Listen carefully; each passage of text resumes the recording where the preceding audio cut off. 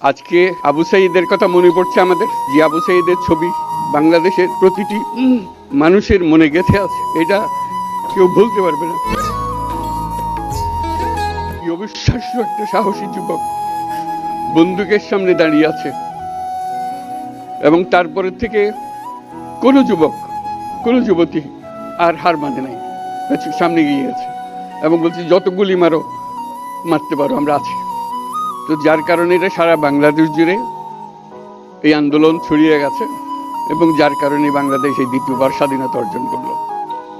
এই স্বাধীনতাটা আমাদেরকে রক্ষা করতেই হবে, শুধু রক্ষা করা নয়, এই স্বাধীনতার সুফল প্রতিটি মানুষের ঘরে পৌঁছাতে হবে, তা না হলে এই স্বাধীনতার কোনো দাম নেই।